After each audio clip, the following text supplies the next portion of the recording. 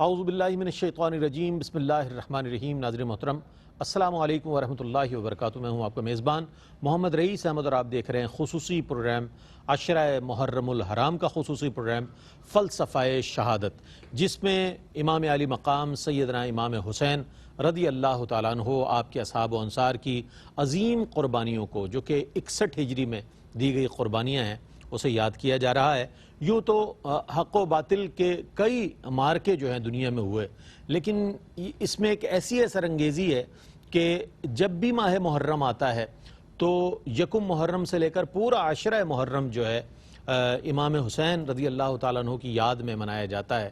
اور وجہ اس کی یہ ہے کہ پوری امت جو ہے نبی کریم علیہ السلام سے پیار کرتی ہے، آپ کی اہل بیت سے عقیدت رکھتی ہے، آپ کے اصحاب اکرام رضوان اللہ تعالیٰ علیہم اجمعین سے عقیدت رکھتی ہے۔ اسی لیے جب بھی ایام ایسے آتے ہیں تو اس میں یاد تازہ کی جاتی ہے۔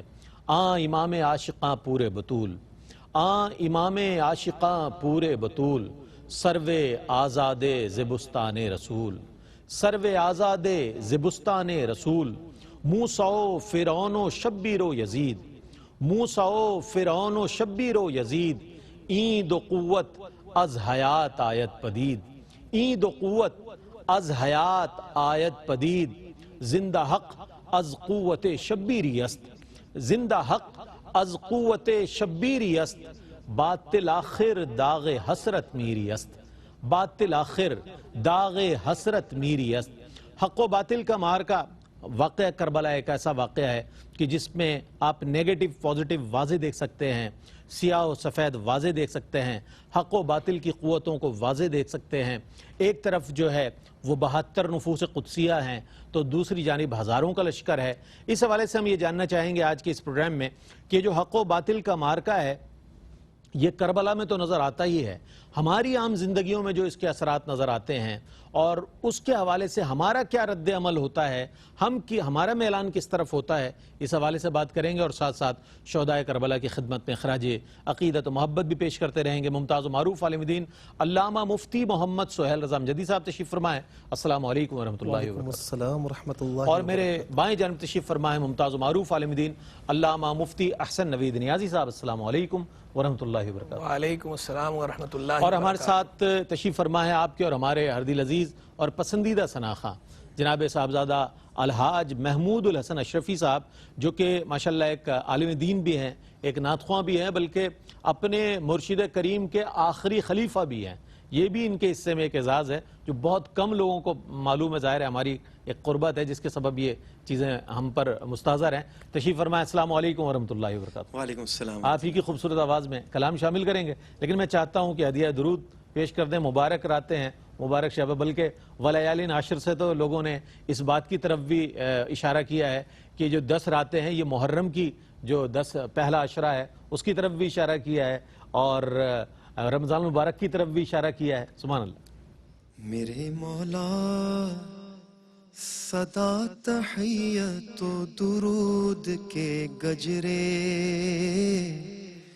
اپنے محبوب پر جو ہے تیری تخلیق بہترین، اسی محبوب سے وابستہ امید شفاعت ہے کہ ہر ہمت شکن مشکل میں جس نے دستگیری کی، هو الحبیب الذی ترجى شفاعته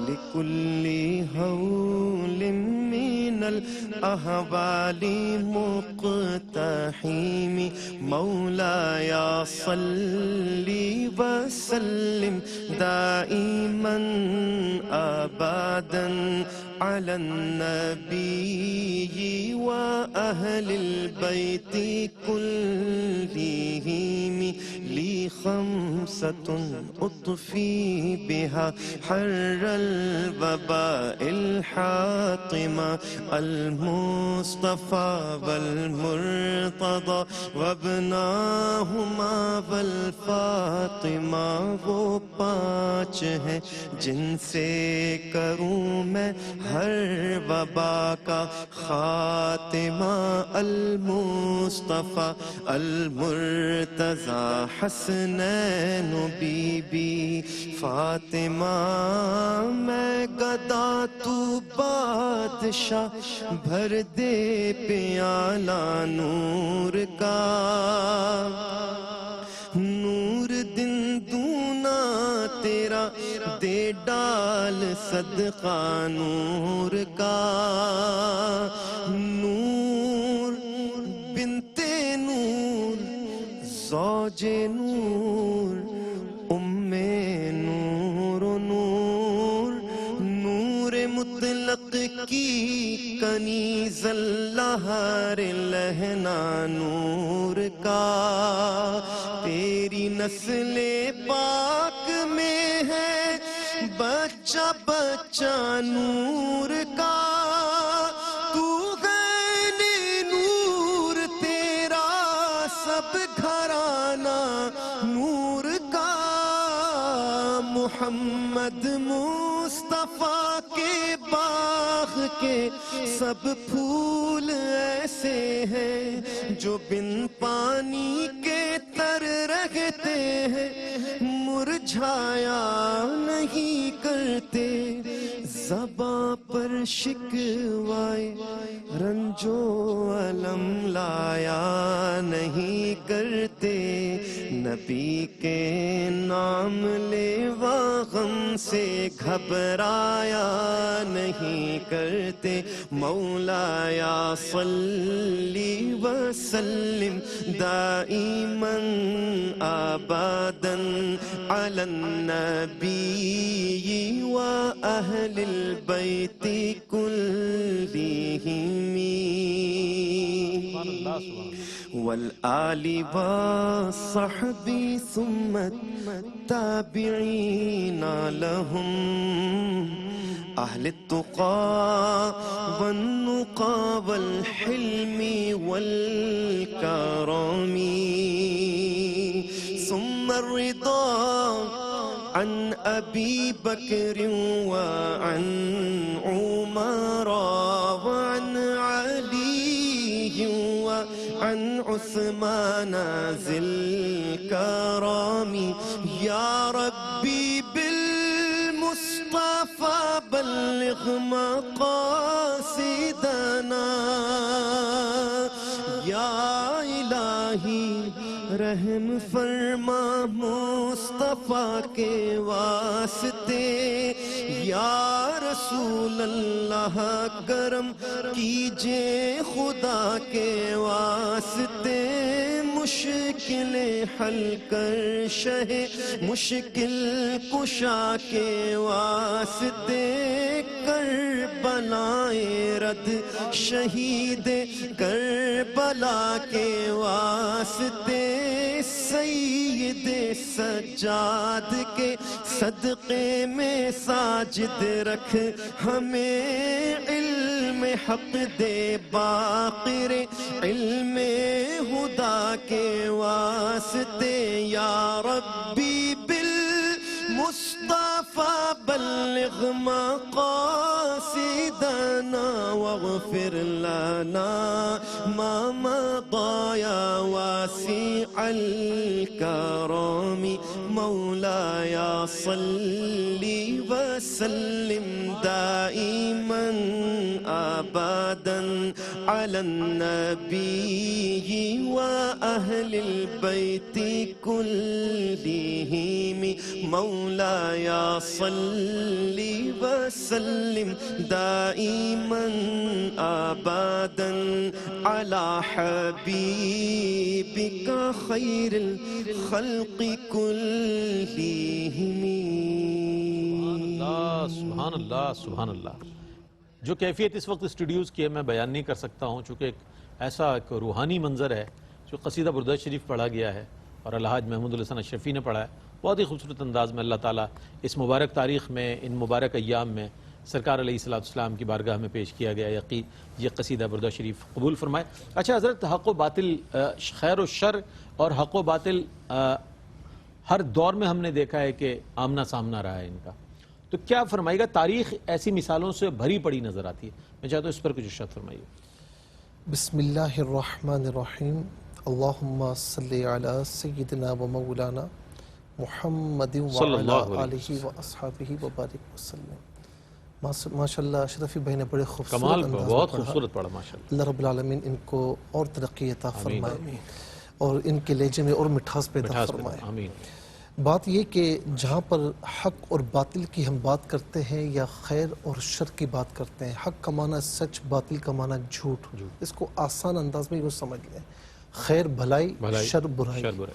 اچھا اب ذرا سا ہم غور کریں اور دیکھیں کہ لفظی اعتبار سے بھی یہ آپس میں ایک دوسرے کے متضاد ہیں، لفظی یعنی لغوی اعتبار سے بھی بالکل متضاد اور معنوی اعتبار سے بھی یہ ایک دوسرے کے متضاد ہیں، بالکل اپوزٹ۔ ایسا ہو نہیں سکتا کہ حق اور خیر اپنی راہ چلتے رہیں اور باطل اور شر اپنی راہ چلتے رہیں، کوئی تصادم نہ ہو، ایسا ہو نہیں سکتا، یہ ہر اعتبار سے اپوزٹ ہے۔ اچھا اب ہم دیکھتے ہیں کہ یہ حق اور باطل یہ کب سے چلا آ رہا ہے؟ تو جب سے کائنات بنی ہے اس وقت سے حق اور باطل کی تاریخ ہمیں ملتی ہے۔ مثال کے طور پر آدم علیہ السلام ایک حق کی علامت ہے، تو آپ دیکھیں کہ اسی وقت شیطان ایک باطل کی علامت بنا، حق اور باطل کی یہ کشمکش اس وقت سے جاری ہے۔ اچھا جتنے انبیاء، جتنے رسول اعظام علیہم السلام تشریف لائے اور ان کا آپ دور دیکھیں، قرآن کریم میں بھی ہے کہ وَكَذَلِكَ جَعَلْنَا لِكُلِّ نَبِيٍّ عَدُوًّا، کہ ہر نبی کے لیے ہم نے دشمنوں کو پیدا فرمایا ہے، چاہے وہ شیطانوں میں سے ہوں، چاہے یعنی جنات میں سے ہوں، چاہے انسانوں میں سے ہوں۔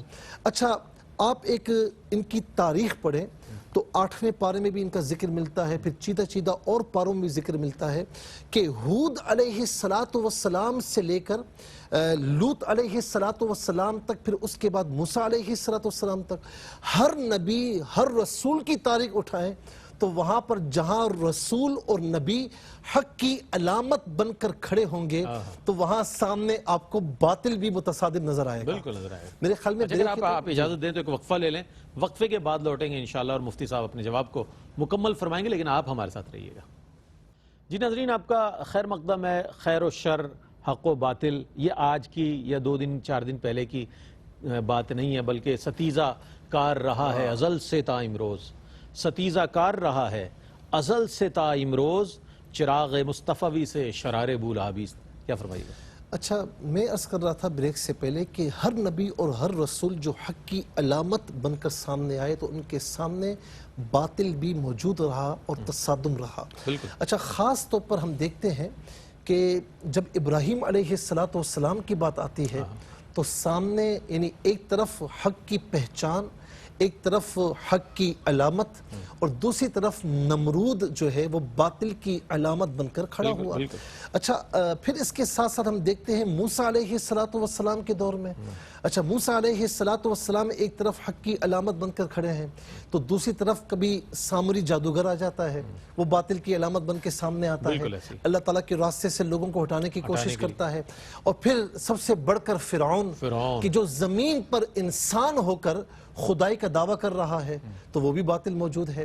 تو یعنی یہاں پر آپ دیکھیں کہ موسیٰ علیہ السلام اور فرعون کا یہ واقعہ اتنا مشہور ہوا کہ کہا جاتا ہے کہ لِكُلِّ فِرْعَوْنٍ مُوسَىٰ، ہر فرعون کے لیے موسیٰ ہوتا ہے، یعنی فرعون باطل کی علامت بن گیا جی، اور موسیٰ علیہ السلام حق کی علامت بن گئے۔ اچھا پھر اس کے ساتھ آپ دیکھیں قرآن کریم میں ہمیں یہ بھی ملتا ہے کہ جب جالوت اور طالوت، حضرت طالوت جو ہے وہ بادشاہ تھے، جالوت جو ہے وہ باطل کی علامت تھا۔ اچھا یہاں پر بھی آپ دیکھیں کہ طالوت حق کی علامت ہو کر باطل سے ٹکرائے۔ اچھا اب میں یہاں پر ایک بات اور بھی عرض کروں گا کہ حق اور باطل ہر دور میں رہا، لیکن ہر دور میں اس کا جو ورژن ہے وہ چینج ہوتا رہا۔ کیا بات، کبھی کسی نبی علیہ السلام کے سامنے باطل آیا، اچھا پھر کبھی موسیٰ علیہ السلام ہے تو فرعون سامنے آیا، کبھی حضرت طالوت ہیں تو جالوت سامنے آئے. خود نبی کریم صلی اللہ تعالی علیہ وسلم پوری حیات طیبہ آپ دیکھیں کہ سامنے باطل رہا اور آپ اس کے سامنے کھڑے رہے اور آپ نے مقابلہ فرمایا. اچھا ہوتا کیا ہے کہ قرآن کریم یہ اعلان فرماتا ہے کہ جاء الحق وزہق الباطل. یہ ہو نہیں سکتا کہ سچ اور حق سامنے آئے تو باطل کھڑا رہے. یہ ہو نہیں سکتا.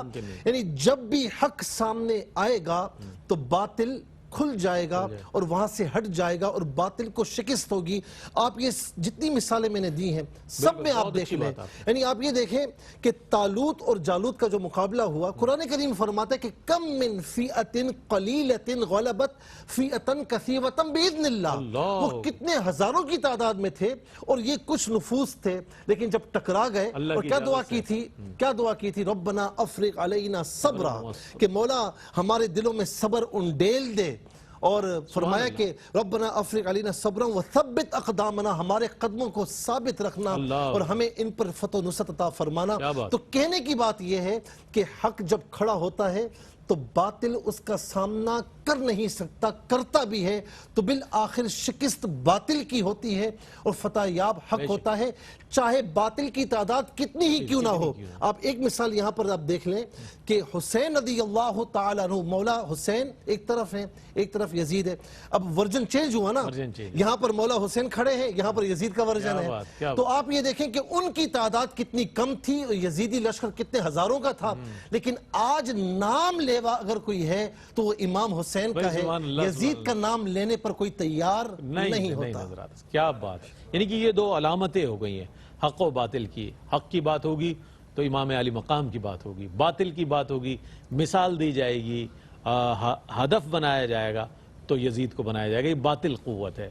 تو یہ جو چیز ہے خیر و شر کا جو ٹکراؤ ہے انسان کی ہر شخص کی زندگی میں سامنے رہتا ہے. یعنی سوچ اور فکر میں بھی خیر و شر کا ٹکراؤ نظر آتا ہے. کیا فرمائیے گا اس حوالے سے؟ میں چاہتا ہوں کچھ روشن ڈالیے. بسم اللہ الرحمن الرحیم صلی اللہ علیہ حبیبی سیدنا و مولانا محمد وعلی آلہ وصحبہ بارک وسلم. دیکھیں یہ جو دنیا کی زندگی ہے یہ ایک امتحان گاہ ہے. بالکل دنیا امتحان گاہ ہے. ایگزامینیشن ہال ہے. یہاں پہ جو بھی آیا ہے اس نے اپنا پرچہ پاس کرنا ہے. پرچہ پاس کر کے اس آخرت میں چلے جانا ہے.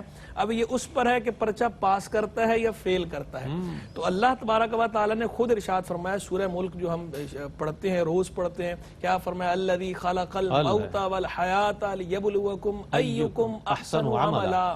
بڑی برکت والا ہے وہ وہ جس کے ہاتھ میں جو ہے وہ جس کے دستے قدرت میں حکمرانی ہے ملک ہے یہ سارا اسی کا ہے اسی کے قبضے میں اور وہ ہر شے پر قادر ہے ہر چاہے پر قادر ہے. وہ کہ جس نے اس زندگی اور موت کو پیدا فرمایا تاکہ تمہاری جانچ ہو کہ تمہاری جانچ کرے کہ تم میں سے کس کا عمل زیادہ اچھا ہے. تو جانچ کے لیے ہے. دوسری جگہ اللہ تبارک و تعالیٰ نے جو ہے وہ جب احسان جتاتے ہوئے فرمایا ہے کیا ہم نے تمہیں زبان نہیں دی ہونٹ نہیں دیے کیا ہم نے تمہیں آنکھیں نہیں دی وَهَدَيْنَاهُ النَّجْدَيْنِ اور ہم نے تمہیں خیر اور شر کو واضح کیا اس کی ہدایت تمہیں عطا فرمائی بتایا کہ یہ خیر ہے بتایا کہ یہ شر ہے. اور تیسری جگہ قرآن فرقان میں جہاں فرمایا کہ فَأَلْهَمَهَا فُجُورَهَا وَتَقْوَاهَا. جہاں نفس کی بات کی تو وہاں آگے فرمایا نا کہ اس کی برائی اور اس کی اچھائی دونوں اس کو سمجھا دی اس کو الہام کر دیا اسے بتا دیا. تو اب یہ دنیا جو ہے یہاں پہ خیر بھی موجود ہے یہاں پہ شر بھی موجود ہے اور انسان آیا ہے امتحان دینے کے لیے. پھر اللہ نے ایسے نہیں چھوڑ دیا بلکہ اللہ تبارک و تعالیٰ نے رہنمائی بھی فرمائی. انبیاء اور رسول علیہ السلام کا سلسلہ بھی ہوا. آسمانی کتابیں صحف آسمانیہ سماویہ وہ بھی نازل ہوئے اور اس کے ساتھ ساتھ اللہ نے بندے کو عقل سلیم بھی عطا فرمائی. یعنی انتظام پورا فرمایا گیا اس کی رہنمائی کا اس کی ہدایت کا اور اس کو اختیار دیا گیا. دونوں چیزیں سامنے رکھ دی گئیں خیر بھی سامنے رکھ دی گئی شر بھی سامنے رکھ دی گئی اور بندے کو اختیار دیا گیا وہ چاہے کس کو چنتا ہے. تو اب آدمی اگر اس کے باوجود یہ ساری رہنمائی ہونے کے باوجود آدمی شر کو چنتا ہے تو یقیناً وہ مستحق عقاب ہے وہ صدا کا مستحق ہے. اور اگر وہ خیر کو چنتا ہے تو وہ انعام و اکرام کا مستحق ہے. اور پھر جو ہے شر کا جو معاملہ ہے شر کے معاملے کو بھی ایسے ہی نہیں چھوڑ دیا گیا کیونکہ شیطان کو مہلت دی گئی ہے اور شیطان کے ساتھ پھر اللہ تبارک و تعالیٰ نے ہر انسان کے ساتھ نفس بھی رکھا ہے اور پھر باقاعدہ لمحہ ملکی اور لمحہ شیطانی جو ہے اس کا ذکر تو خود احادیث کے اندر موجود ہے کہ ہر انسان کے ساتھ جو ہے وہ ایک فرشتہ ہوتا ہے اور ایک جو ہے شیطان ہوتا ہے. شیطان اسے برائی کی شر کی دعوت دیتا رہتا ہے, فرشتہ اسے خیر کی بھلائی کی دعوت دیتا رہتا ہے. تو فرشتہ جو خیال ڈالتا ہے اس کے دل میں اسے الہام کہتے ہیں اور شیطان جو خیال ڈالتا ہے اسے وسوسہ کہتے ہیں. تو یعنی خیر کا بھی پورا ایک نظام موجود ہے دنیا کے اندر, شر کا بھی پورا ایک نظام دنیا کے اندر موجود ہے. اور انسان چونکہ آیا ہے امتحان کے لیے, تو امتحان ہوتا ہے, تو کبھی اس کو خیر اپنی طرف کھینچتا ہے, کبھی اس کو شر اپنی طرف کھینچتا ہے. اب یہ انسان یہ تصادم ہو رہا ہے, آویدش ہے. اب انسان اپنے اوپر غور کر لے کہ میں نے کھڑا کہاں ہونا ہے, میں نے شر کے ساتھ کھڑا ہونا ہے یا خیر کے ساتھ کھڑا ہونا ہے. پھر یہ بتا دیا گیا کہ شر کے ساتھ کھڑے ہوگے تو کیا ہوگا, دنیا کے اندر بھی خائب و خسران ہوگے, اور آخرت کی جو سزا ہے, جو ابدی جو نار ہے وہ تو نصیب ہوگی, وہ ایک الگ معاملہ, اور دنیاوی خائب و خسران بھی الگ, وہ بھی ساتھ بتا دیا گیا. اور خیر کو اگر اختیار کرو گے, خیر والوں کے ساتھ کھڑے ہوگے, وہ بھی بتا دیا گیا.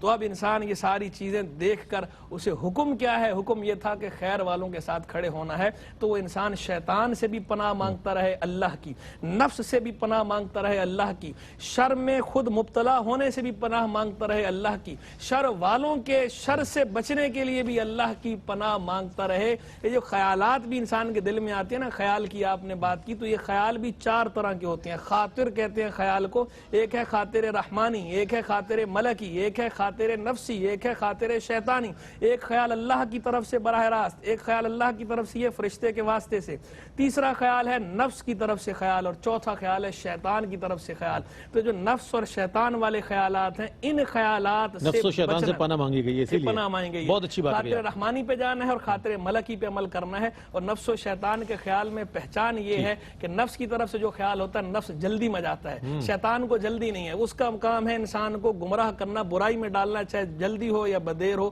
اور تو لہذا بزرگوں نے پہچان بتائی کہ جب برائی کی طرف جلدی کا میلان ہو تو یہ نفس کی طرف سے ہے, اور اگر جلدی نہ مچا رہا ہو بندہ, اس کے خیال جو آ رہا ہے اس کے اندر جلدی کو عنصر نہ ہو, تو پھر یہ شیطان کی طرف سے ہے. اور اگر خیال ایک ہی برائی پہ بضد ہو کہ یہی برائی کرنی ہے, تو یہ نفس کی طرف سے. اور اگر ایک ہی برائی نہیں ہے بلکہ شیطان کا مقصد تو بہکانا ہے, اس برائی سے ہو یا اس برائی سے, وہ بدلتا رہتا ہے, وہ ڈائیورٹ کرتا رہتا ہے, تو پھر وہ شیطان کی طرف سے ہے. اور اگر ایک ہی برائی پر ہے تو وہ نفس کی طرف سے. تو بہر اللہ ہمیں نفس کے اور شیطان کے شر سے بچائے اور خیر والوں کے ساتھ کھڑا ہونے کی توفیق عطا فرمائے. آمین. بہت اچھی بات. اچھا, حق کے علم بردار بن کر امام علی مقام حضرت سیدنا امام حسین رضی اللہ تعالیٰ عنہ نظر آتے ہیں, اور اقتدار کی حویث, جاہ و حشم کی حویث, منصب کی حویث, اقتدار کی حویث کے ساتھ یزید نظر آتا ہے. آپ نے راہ عظیمت اختیار فرمائی, رخصت اختیار نہیں فرمائی, بلکہ عظیمت کا راستہ اختیار فرما کر اللہ کی رضا اور خوشنودی حاصل فرمائی. یہ فرمائیے گا کہ آپ حق کے علمبردار نظر آتے ہیں, اس اعتبار سے امام علی مقام کو کس انداز میں آپ خراج تحسین پیش کریں گے؟ دیکھیں, میں نے آپ کو پہلے بھی عرض کیا کہ حق اور باطل یہ 2 قوتیں ہیں, ان کے جو ورژنز ہیں وہ چینج ہوتے رہتے ہیں. آپ نے ورژن بہت اچھا کہا ہے. اچھا, ہر دور میں ورژن چینج ہوا ہے. جی, اچھا, کوئی اگر ابراہیم علیہ السلام کے دور میں حق والے تھے تو ابراہیمی کہلائے, صحیح ہے. جو باطل کے ساتھ تھے وہ نمرودی کہلائے. جو موسیٰ علیہ السلام کے دور میں حق والے ان کے ساتھ کھڑے تھے, ان کی اتباع میں, وہ موسوی کہلائے. اور جو فرعون کے سامنے کھڑے تھے, اس کے ساتھ کھڑے تھے, تو وہ فرعونی کہلائے. اسی طریقے سے آپ دیکھیں کہ اس دور میں, اچھا, تالوت اور جالوت کا تھا تو جالوتی بھی تھے, تالوتی بھی تھے, لیکن اس دور میں یہ ایک ایسا عظیم معرکہ حق و باطل ظاہر ہوا. امام حسین رضی اللہ تعالی عنہ اور پھر سامنے یزید تھا. اس کے بعد سے اتنا اندوہناک واقعہ, اتنا عظیم واقعہ پیش ہی نہیں آیا.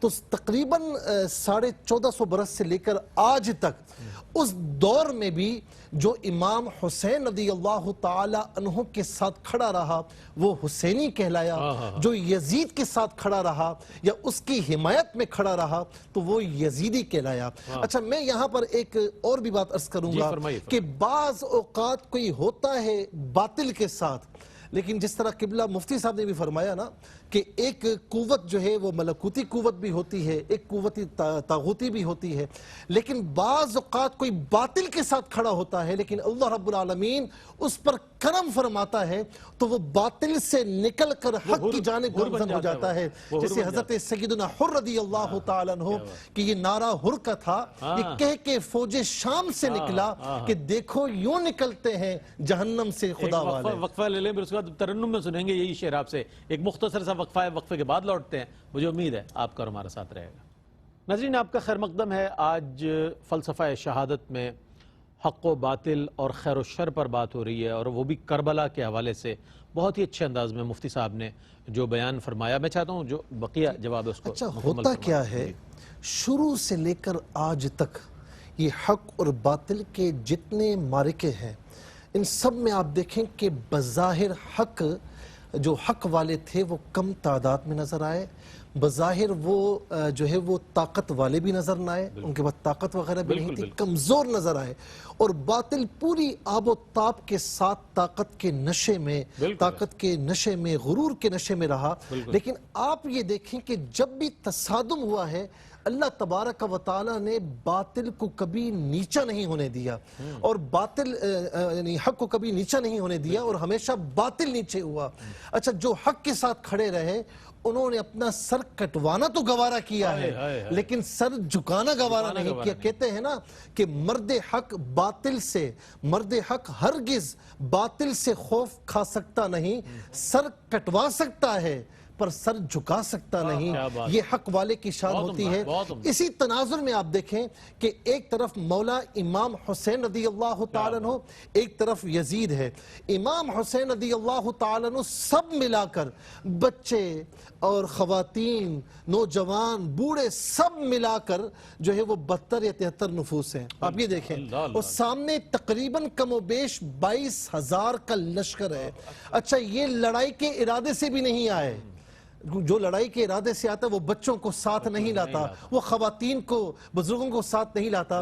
لڑائی کے ارادے سے بھی نہیں آئے، لڑائی مسلط کی گئی، اور آپ دیکھیں کہ سب کم و بیش سب شہید ہوئے ہیں، خواتین بچی ہیں، اور امام حسین رضی اللہ تعالیٰ عنہ کے صاحبزادے امام زین العابدین بچے ہیں کچھ اور. لیکن آپ یہ دیکھیں کہ یزیدی بظاہر وہ کہتے ہیں کہ میدان جنگ ہم نے مار لیا، لیکن میدان جنگ انہوں نے نہیں مارا. اس جنگ میں جو شکست ہوئی یزیدی فکر کو ہوئی ہے، اور جو فتح و نصرت عطا ہوئی ہے وہ حسینی فکر کو ہوئی ہے. مفتی صاحب نے کمال کر دیا، مختصر جامع انداز میں، بہت اچھے انداز میں اپنے جواب کو مکمل فرمایا. ہم یہ بھی جاننا چاہیں گے اس مرحلے پر کہ اسی بات سے کشید کرتے ہوئے سوال پیش کر رہا ہوں کہ بظاہر ایسا لگتا ہے، بدر میں دیکھیں یا کربلا میں نے دونوں تاریخیں آپ کے سامنے رکھ دی، کہ حق جو ہوتا ہے بظاہر افرادی قوت کے اعتبار سے کم ہوتا ہے، حربی قوت کے لحاظ سے کم ہوتا ہے، اور باطل جو ہے افرادی قوت میں بھی بہت نظر آتا ہے، حربی اعتبار سے بھی بہت ساز و سامان نظر آتا ہے. تو کیا فرمائے گا، یہ ایک جو اللہ کی طرف سے حکمت ہے، لیکن غلبہ جو ہے آخر کار حق کو ہی حاصل ہوتا ہے اور اللہ فتح و نصرت عطا فرماتا ہے. کیا فرمائیے؟ دیکھیں، غلبہ تو حق کا ہی ہے. آخرت کا جو غلبہ ہے، اخروی غلبہ ہے، وہ تو ہمیشہ کے لیے حق کا ہی ہے. باطل کا تو ہاں تصور ہی نہیں. دنیاوی اعتبار سے آ جائیں تو دنیاوی طور پر بھی جو حجت کا غلبہ ہے، جو دلیل کا غلبہ ہے، وہ تو ہمیشہ حق کو ہی حاصل ہے، باطل کو نہیں ہوتا. لیکن ظاہری طور پر کبھی کبھی وقتی طور پہ باطل غالب آ جاتا ہے اور حق تھوڑا پس منظر میں چلا جاتا ہے. اہل حق تھوڑا پس منظر میں چلے جاتے ہیں، لیکن وہ وقتی ہوتا ہے، وہ عارضی ہوتا ہے. بالآخر حق کا سورج طلوع ہو کے رہتا ہے اور باطل کا سر نگوں ہوتا ہے. وہ آیت کریمہ جو ہے قبلہ مفتی صاحب نے پڑھی تھی ابھی، قل جاء الحق وزهق الباطل ان الباطل کان زہوقا. اب فرما دو کہ حق آ گیا، باطل مٹ گیا، اور باطل نے تو مٹنا ہی تھا. تو باطل کے حصے میں زوال ہے، باطل کے حصے میں شکست ہے، باطل کے حصے میں ریخت ہے، باطل کے حصے میں مٹنا ہے. تو جو اور مغلوبیت ہے، تو جو غلبہ ہے وہ وقتی ہوتا ہے، عارضی ہوتا ہے. اسی مارکے کو ہی دیکھ لیں کہ وقتی طور پر تو یزید غالب آیا، اس کی حکومت تھوڑی سی اور آگے چل گئی، وقتی طور پر وہ غالب آ گیا. لیکن جو ہمیشہ کا غلبہ حاصل ہوا وہ کس کو حاصل ہوا؟ امام علی مقام سیدنا امام حسین رضی اللہ تعالیٰ عنہ کو حاصل ہوا، کہ اس وقت سے لے کر آج تک دنیا کے اندر حق کا استعارہ کیا ہے؟ حسین. اور باطل کا استعارہ کیا ہے؟ یزید. وہ اقبال نے کہا، اور ابھی آپ نے وہ شعر پڑھا بھی تھا نا رموز بے خودی کا، موسیٰ و فرعون و شبیر و یزید، ایند و قوت از حیات آیت پدید. اور ذرا آگے چلیے اسی کے اندر آگے کیا کہتا ہے اقبال؟ کہتا ہے تا قیامت قطع استبداد کر موج خون او چمن ایجاد کر. انہوں نے قیامت تک کے لیے استبداد کی، باطل کی جڑ کاٹ کے رکھ دی، اور انہوں نے اپنا خون تو بہایا لیکن ان کے مبارک خون نے چمن ایجاد کر کے رکھ دی. اور میسج امام علی مقام نے کیا دیا ہے؟ ماں سے واللہ، کربلا کیا میسج دے رہی ہے، کیا پیغام ہے؟ ماں سے، اقبال کی زبان میں، ماں سے واللہ را مسلمان بندنیس پیش فرعون سرشف گندہ نیست، کہ مسلمان صرف اللہ ہی کا بندہ ہے، اللہ کے سوا کسی کا بندہ نہیں. فرعون کے آگے مسلمان کا سر جھک نہیں سکتا، مسلمان کا سر کٹ جائے گا لیکن جھکے گا نہیں. تازہ از تکبیر او ایمان ہنوز، آج تک جو ہمارا ایمان تازہ ہے تو یہ حرارت کہاں سے آ رہی ہے؟ امام علی مقام کی میدان کربلا کی تکبیر سے آ رہی ہے، امام علی مقام کی میدان کربلا کے سجدے سے آ رہی ہے، وہاں سے ہمیں ایمان کو حرارت مل رہی ہے. تو حسین حسین ہے، نہ یزید کا وہ ستم رہا، نہ زیاد کی وہ جفا رہی، جو رہا تو رہا نام حسین کا، جسے زندہ رکھتی ہے کربلا. صدق خلیل بھی ہے عشق، صبر حسین بھی ہے عشق، مارکہ وجود میں بدر و حنین بھی ہے عشق. تو امام علی مقام کو ہمارا سلام ہے، خراج تحسین ہے. اللہ ان کے درجات کو اور بلند فرمائے اور ان کے فوج و برکات سے ہمیں حظ وافر عطا فرمائے. آمین. بہت شکریہ ادا کروں گا مفتی صاحب، آپ تشریف لائے. مفتی صاحب آپ کی تشریف آوری کا بہت شکریہ. ناظرین محترم، یہ واقعہ کربلا ایک ایسا واقعہ ہے کہ جس میں حضرت حبیب ابن مظاہر جیسے بزرگ بھی نظر آتے ہیں، اور حضرت علی اصغر رضی اللہ تعالیٰ عنہ جیسے معصوم شیرخوار بھی نظر آتے ہیں، مقدس مستورات بھی نظر آتی ہیں، نوجوان بھی نظر آتے ہیں تو جوان بھی نظر آتے ہیں. یہ ایک ایسا واقعہ ہے کہ ہر عمر کے افراد نے اس میں شرکت کر کے ہمیں اس بات کی دعوت دی کہ کبھی آپ کے سامنے کفر آ جائے، باطل آ جائے، تو آپ کو اعلائے کلمت الحق کے لیے کھڑے ہو جانا ہے، آپ کو راہ عظیمت اختیار کرنی ہے، رخصت اختیار نہیں کرنی. تو اس اعتبار سے ARYQ TV کی جانب سے سلام پیش کیا جاتا ہے امام علی مقام سیدنا امام حسین رضی اللہ تعالیٰ عنہ اور آپ کے اصحاب و انصار کو، اور نواسہ رسول جگر گوشہ علی و بطول کی بارگاہ میں یہ عقیدت کا سلسلہ جاری و ساری رہے گا. اب جو منقبت پیش کریں گے الحاج محمود الحسن اشرفی، وہ بہت ہی معروف منقبت ہے جو آپ بھی سننا چاہتے ہیں، میں بھی سننا چاہتا ہوں، اور اس کی گونج علماء حضرات کیا جتنے سامعین ہیں ان سب کی سماعتوں میں اس کی گونج، اس کلام کی گونج موجود ہے. پیش کریں گے الحاج محمود الخطیب پاکستان علامہ مولانا شفیع اکاڑوی صاحب رحمۃ اللہ علیہ نے بہت ہی خوبصورت انداز میں اس کلام کو پڑھا. اللہ تعالیٰ ان کے درجات کو بلند فرمائے. الحاج محمود الحسن شفیع منقبت پیش کریں گے، اس کے ساتھ ہی اپنے میزبان محمد رئیس احمد کو اجازت دیجیے. اللہ حافظ. ہزاروں میں 72 تن تھے تسلیم و رضا والے، ہزاروں میں 72 تن تھے تسلیم و رضا والے. حقیقت میں خدا ان کا تھا اور وہ تھے خدا والے. حقیقت میں خدا ان کا تھا اور وہ تھے خدا والے. دوائے درد سیاں پنجتن کے در سے ملتی ہے، دوائے درد سیاں پنجتن کے در سے ملتی ہے. زمانے میں یہی مشہور ہے دارو شفا والے. زمانے میں یہی مشہور ہے دارو شفا والے. کسی نے جب وطن پوچھا تو حضرت نے یوں فرمایا، کسی نے جب وطن پوچھا تو حضرت نے یوں فرمایا، مدینے والے کہلاتے تھے اب ہیں کربلا والے. مدینے والے کہلاتے تھے اب ہیں کربلا والے حسین ابن علی کی کیا مدد کر سکتا تھا کوئی حسین ابن علی کی کیا مدد کر سکتا تھا کوئی یہ خود مشکل کشا ہے اور ہے مشکل کشا والے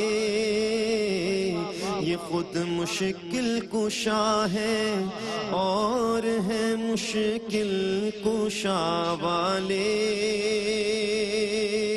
یہ نعرہ حر کا تھا جس وقت فوج شام سے نکلا یہ نعرہ حر کا تھا جس وقت فوج شام سے نکلا کہ دیکھو یوں نکلتے ہیں جہنم سے خدا والے کہ دیکھو یوں نکلتے ہیں جہنم سے خدا والے کسی نے جب وطن پوچھا تو حضرت نے یہ فرمایا مدینے والے کہلاتے تھے اب ہے کربلا والے ہزاروں میں 72 تن تھے تسلیم و رضا والے حقیقت میں خدا ان کا تھا اور یہ تھے خدا والے بہت عمدہ